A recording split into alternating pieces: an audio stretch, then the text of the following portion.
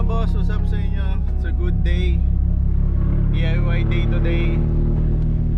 Yan, update lang tayo, no? Tawid tayo ngayon kay Papa Marty para magkabit ng mga ilang pyesa pa dito sa kotse. So hindi na tayo nagagawa dun sa apartment namin dahil nagagalit sila. Kahit iangat mo lang tong kotse mo, sisitahin ka na naman. So nope. Kinukwento ni mother, pumunta sila doon, yung may-ari ng apartment, tapos kung pwede daw manap na lang kami ng ibang titiran. So meron tayong batas mga boss, no, na hindi ka pwedeng paalisin basta-basta. Tapos ayun pa, pinakamatindi sa amin, pinapaalis kami, walang utang sa monthly, hindi delayed payment, pero pinapaalis kayo. Good payer in short. Yun nga lang, pinapaalis kayo dun sa apartment. Hindi ako pinapaalis mga boss dahil maingay yung auto ko, hindi. Na pinapaalis nila kami kasi madami kaming sasakyan. Tapos dalawa yung sasakyan namin, yung Crossway tsaka to. Tapos may mga motor pa. Ayaw na nila nun, masyado daw kaming maraming sasakyan. Tapos yun nga, ginagawa naming daw talyer yung apartment. By the way, lilinawin ko lang yung ginagawang talyer, no mga boss. Yung ginagawang talyer means nagdi-DIY po ako dito sa kotse. Sa kotse ko. Yan, dito. So ginagawa ko daw siyang talyer. Tapos ayun nga, pag nag-change oil kasi ako, syempre, kaya ko naman mag-change oil. Hindi ako na mag-change oil. Ayaw nila yun. Yun yung mga instances. Nakakatawa lang, pumunta sila doon at tinasabi na umalis na lang kami, umanap kami ng ibang matitiran. Two things, dahil nga marami kaming sasakyan and motor. Pangalawa ko nga daw talyer. By the way mga boss, no, yung apartment na yon, 2 unit yung sa amin doon. So isang apartment tapos isang commercial area. So dalawa yung inaano namin sa kanila na walang delayed payment, bayad lagi. Yan, kumpleto yung mga advance, yung mga yung 2 months advance, 1 month deposit. Hindi nga namin nagagamit yun mga boss. Hindi naman sa pagmamayabang, pero hindi namin nagagamit. May praise the Lord dahil di namin nagagamit yun. Ibig sabihin, nakakabayad kami. Yun. So guys, yan, bang araw na to pero nandiyan pa rin yung kotse niya. So magkakabit tayo na itong fender liner featuring Wang. So ayan, itatanggalin lang natin itong mga clip. Ano, make sure lang namin okay lahat. Tapos Gina,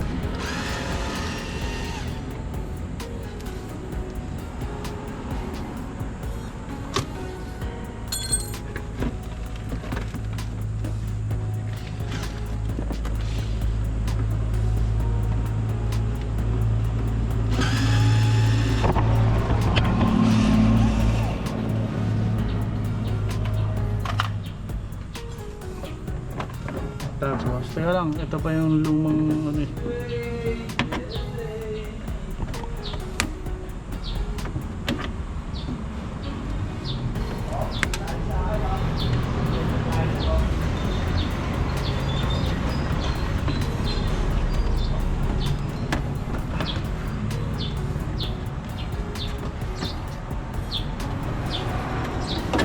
Saan pa ako pa nakatutok yung camera?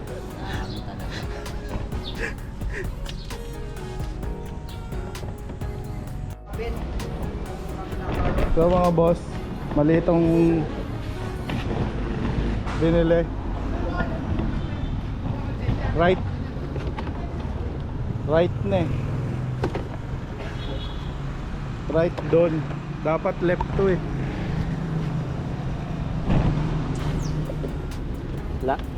Hindi natin pala malalagay mga boss.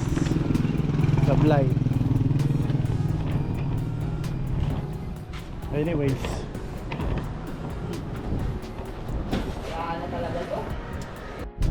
so ayun mga boss, sablay. Uwi na tayo. pinadala sa akin, in order ko is right side. Tama naman in order ko, right side passenger. Ang problema, left yung pinadala sa akin, yung driver side. So okay mga boss, dumating na yung mga gamit natin, mga item natin, no?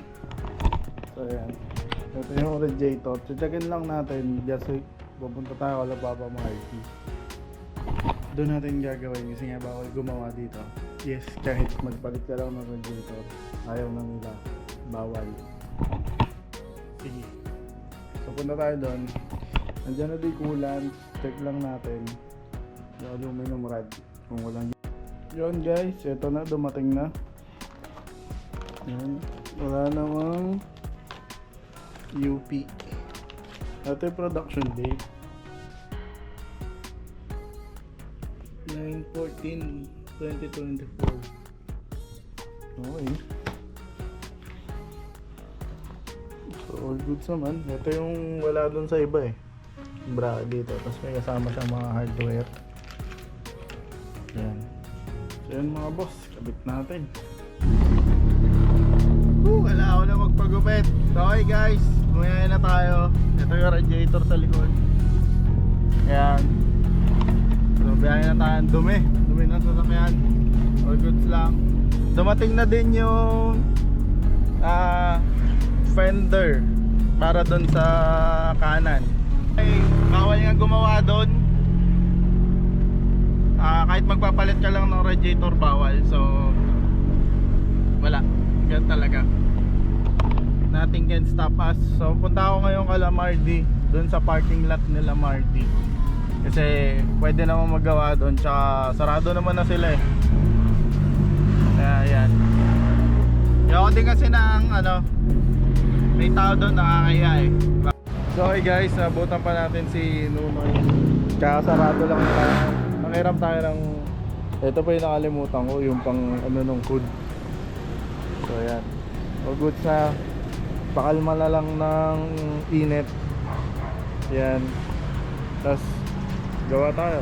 So ngayon dito muna tayo gawa-gawa sa mga parking area. So yun, habang magpe-prep muna ako, para etong kinakabahan ako, sana tama pa rin to, baka mamaya iba Anyways, let's go. So chine-check natin to ng mga boss. So napakadami niyang drain plug, dalawa, tapos ito isa. Napakadaming drain plug. Medyo kinakabahan lang ako diyan, sa totoo lang, kasi ang dami nila, tatlo. Pero yan, tapos may isa pa akong issue dito sa Toxpan, nakapatong I mean dapat naman talaga, so syempre that may iwasan yung bakal sa bakal. So gagawa ko po to ng paraan. Pagka kasi nilagay nyo dito sa taas, sakto siya. Ayan, pagdating dito, ayan, tapos syempre ayun nga, agad maaari talaga iwasan yung bakal sa bakal due to vibration and everything. So gagawa ko pa itong nasa ilalim lang naman yung problem. Biglang tayo, natanggal ko na tong isa.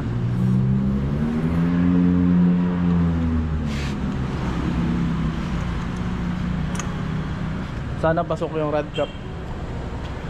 Tanggalin ko na din tong mga bracket. Mainit pa medyo paano pa. But anyway, siya yun, sana makabit natin. Pero yan yung issue ko na una, yung aux fan. Okay mga boss, natanggal na natin. Nahirapan akong konti lang naman kasi ako lang mag-isa, tapos madilim na. So yan, wala na. Konti rin yung tumapon na kulan kasi nga wala na halos ding nakalagay. So buta na lang, all goods pa tong fan. Feeling ko yung fan na lang yung tumutulong. But anyways, ayun, try natin ilipat yung mga fan. Tapos ipit natin lahat. Tapos kabit na natin. So yun lang yung aux pan, may iwan muna yun. Kailangan ko ayusin yung nandun sa bracket sa ilalim. The rest, goods na. Sana din kumapit yung mga o-ring nito. May mga o-ring naman siya. Sana kumapit. So yun guys, madilim na. Pasensya na kayo. Dito tayo gumagawa, walang ilaw. So yun, pag nagkagarahe, doon tayo gagawa ng mga project build. Yun mga boss, natapos na tayo. Meron lang tayo mga problem. Una, yung bracket ko magkaiba. Kasi yung rod ko na luma, JDM yun eh. So parang pag ganun yung papaling yung isa. Alam ko may ganito pang isa yung kapatid ko eh. Sana nandun pa. So ayan, kaya wala tong kabila. Kasi dat lang ganito din parehas, dat ganito. Yung isa kasi baliktad mga boss eh, pa right naman yung paling niya. Kaya nag-flip na lang tayo. Okay mga boss, pasensya na gabi na. Medyo hinaka ko yung boses ko. Tinanggal ko ulit. So kanina nakakabit na yan. Naiuwi ko na din yung sasakyan. Tinanggal ko ulit. Kasi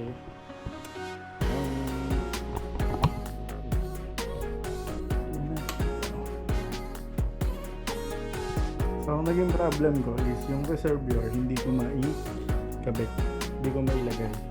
So dito yung nakas. Dahil modified na yung fan natin, naka high speed fan na tayo. High speed na din yung aux fan. So okay naman yung bracket. Ang problema nga yung pagkakalagay niya, yung pagkakalapat. Masyadong makagilid. So dapat ito igigit na pa hanggang dito. Tapos lalagyan pa ng panibagong bahay para apat silang nakahawak. So si Quiz na bahala doon. Kanina pinapunta ko siya. Pinuntahan niya ako. Tapos itong off fan ko, tumatama yung fan blade sa tubo ng aircon. So ilalayo ko yan ngayon. Lalagyan ko ng spacer dito. So, and ito, ipapakat ko. So, tumatama doon sa tubo ng aircon. So, kung all original na may auto niya, all goods naman to. Plug and play. Pero yung sa akin kasi, aftermarket. Ito pa rin naman yung bracket dati. Unfortunately, aftermarket na din itong aux pan. Tsaka yan, iba ng pan. Makikita nyo. Yun. Gagawin ko rin ito. Nilinihan ko na yung dito. Tapos ayun, ako na yung maglalagay ng spacer. Nagawa ko na yung kay Bambam. And yun, all good. Sana maayos na. So yun lang yung set box natin. And bukas iwanan ko sa kanya para i-machine shop niya or weldingin niya kung ano magagawin niya dito sa bracket. Basta ito mausog ng konti para malagay ko yung water recycle. Okay na ako nun. Kasi ito na lang, lalagyan na ng mga dalawang nut. Yo guys, yun o, pagupit na kaya ako. So na-drop off na natin yung ating radiator dyan. Kalakoy, so dyan ako nagpapa-bracket para maganda, all stock OEM style. Tapos meron na din akong kailangan gawin dito. So mga boss, ayan, lilinawin ko lang yung radiator is kapag all stock kayo, stock fan, stock aux fan, plug and play, wala kayong mga babaguhin. Kaya kasi sa akin naka-upgrade yung radiator fan, naka-upgrade yung aux fan. So merong mga slightly modification na. So aftermarket yan, medyo magmo-modify lang akong konti. So ganyan talaga pag nagbi-build. Pero syempre dapat yung gagawin ni Quiz na bracket is yung parang OEM pa rin yung look niya. So yun. Yan, bili tayo nitong mga tornilyo. Yung aux fan is nagawa ko na yung kagaya kay Bambam, kaya meron na akong idea. Kaya yun. Pero kung all stock nga lang kayo, plug and play lang lahat. So yun, walang problema yung radiator, goods yung radiator. So yun, shoutout boss, thank you. Okay mga boss, nakabili na tayo ng parts. Ayan, shoutout ko na Kuya Detrus. Ayan, bolts at saka yung sa radiator. Ayan, nakabili na tayo. Shoutout sa inyo Kuya The Truth, thank you. So yun mga boss, no, 95% na tayong finish dun sa ginagawa natin. Video ko lang ngayon. So, meron lang akong gustong i-share.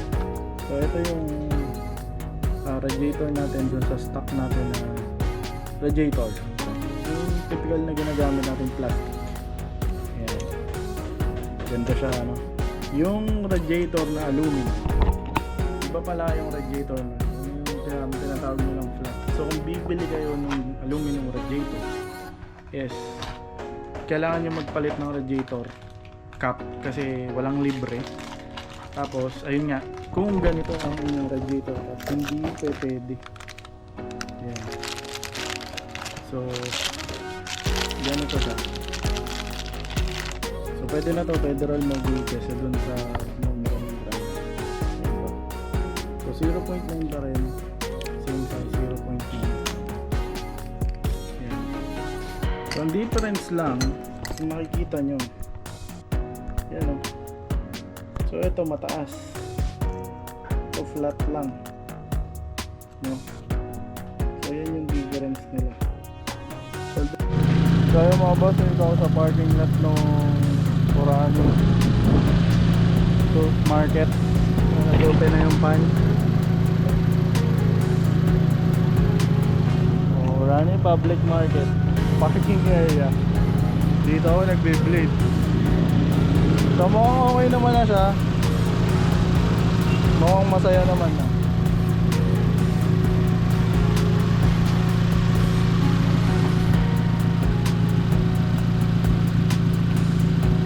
Kaya naman leak. Tapos mga boss, ito mapapansin nyo, no? Yung bracket natin isa, hindi pa nakalagay kasi iba nga yung bracket para dito. That's parehas ganito. So dahil naka JDM rod tayo nung yung plastic, yung isa nakapaganon. Baga etong papunta na to, nakapa dito siya. So isa yun sa mga bibilin ko kasi hindi ko na makita yung sa kapatid ko. Ayan. Yun yung mga ano. So kung naka-stock radiator kayo, plug and play lang din naman yan yung bracket. Kasi alam ko parehas lang mga ganun yun. So yan, maandar na yung pan. Ayaw naman ako huminto.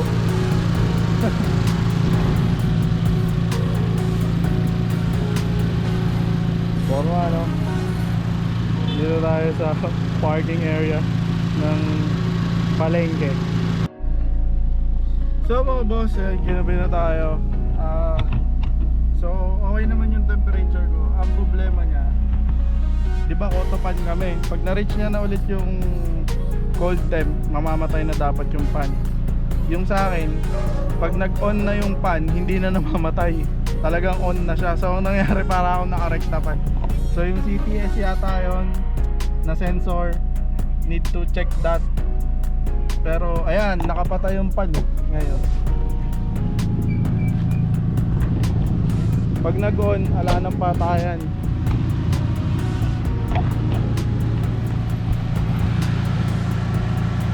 Ayan, naka-on na pala.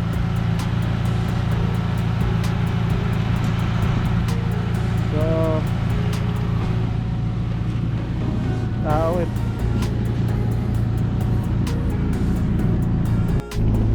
So mga boss, testing tayo.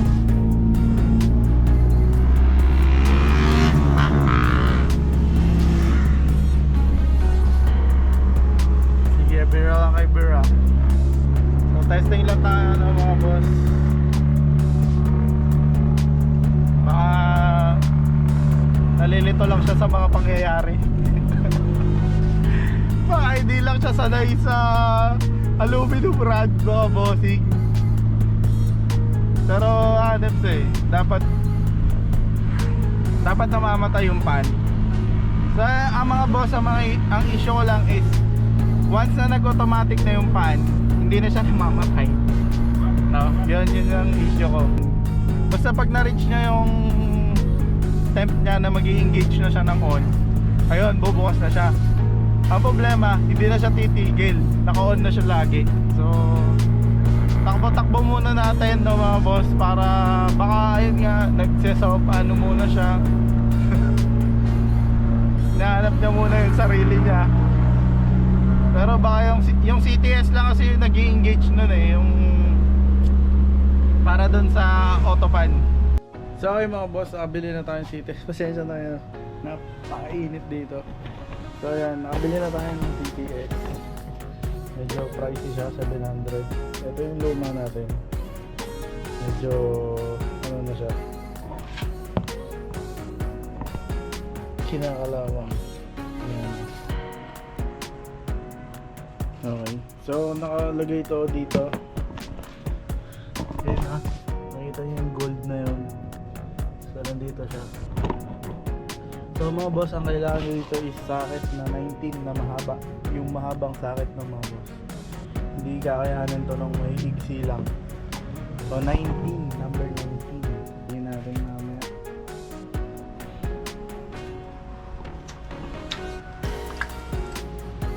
Puno naman yung ulat natin. Ayan yung dot cap no, ganito. Ayan. So mamaya test natin kung mamamatay ba to. So again, yung issue is pag na-reach niya yung normal temp niya dun sa gauge, itong fan na to is mag-o-on. Pero dapat, di ba, mag-o-off din siya. Hindi siya nag-o-off. So naka-recta. So what's up guys, it's a new day and meron akong gusto i-share. Dito ko na rin tatapusin tong video na to. So ayos na natin yung ating radiator, napalitan na natin ng stainless upgrade, tapos ito na, dumating na yung bracket natin, no, lahat. So nagkaroon tayo ng issue, summarize ko lang sa inyo no mga boss. Nagkaroon tayo ng issue na yung aux fan ko is hindi na namamatay once na nag-engage na siya, no. Dapat yun certain seconds or minute mamamatay ulit, and then bubukas ulit tapos mamamatay. So forever na siyang naka-on. So ang nangyari, upon checking, syempre yung CTS ngayon, muna natin pinalitan, hindi naman siya actually din sira. So what happened here is sobrang init nito mga boss, itong ibabaw. Ano na yun, normal na takbo ko na yung sasakyan. Pero itong hose nga na to is sobrang lamig. Mahahawakan mo siya, no? Ito hindi mo matatagalan yung hawak. So dun sa nangyari na yon, medyo nagkaroon ako ng mga questions and nagtanong na din ako sa mga talagang sobrang mga expert na. The culprit is this. Yeah, this is a thermostat which is kinabit ko to noong year 2022. 2026 na ngayon ng June. Matagal na yung buhay niya, ilang taon na din. Kaya pala yung radiator ko mga boss is pumutok yung plastic because of this. Kasi nag-high pressure na siya doon. Ngayon ito agandaan sa plastic, naghanap siya nung, dahil nag-high pressure nga, naghanap siya nung parang lalabasan niya o sisirain niya. Ito yun. Ito yung ating radiator. Dito siya nagkabutas. Yan. Diyan siya nasira. So titignan nyo, ayan o, matitino yan, item. Pero tong part na to, ayan, diyan siya nagli-leak. Sobrang lakas na nung leak dyan. Dahil lang dito. So syempre nung time na nasira po yung radiator ko, ang pinagbintangan ko, syempre dapat mapalitan yung radiator. Tapos dapat salpakan na lahat, coolant, okay na. Unfortunately hindi pala ganun. Stuck up close yung aking thermostat, di na siya bumubukas. So sobrang init na, nag-high pressure na, sinira niya to. So yun, napagtanto ko yun upon talking to other people, sa mga expert din natin sa mga Lancer. Sabi nila palitan mo yung CTS, pinalitan ko na, same pa rin, pinalitan ko ngayon ng thermostat, umokay na. So yeah, ganun na nangyari. So eto, hinahanapan niya ng butas, ayun nga, nasira na yun. So wala na siya because of this. So So sabi sa akin nila Kuya Joshua, every 2 years palitan to, either original or alam ko yun, nagtama brand muna ako ng mga boss, pero siguro mga 1 year may get papalitan ko ulit yan para lang maintain. So yan mga boss, thank you. Please do like, comment, subscribe guys. Peace.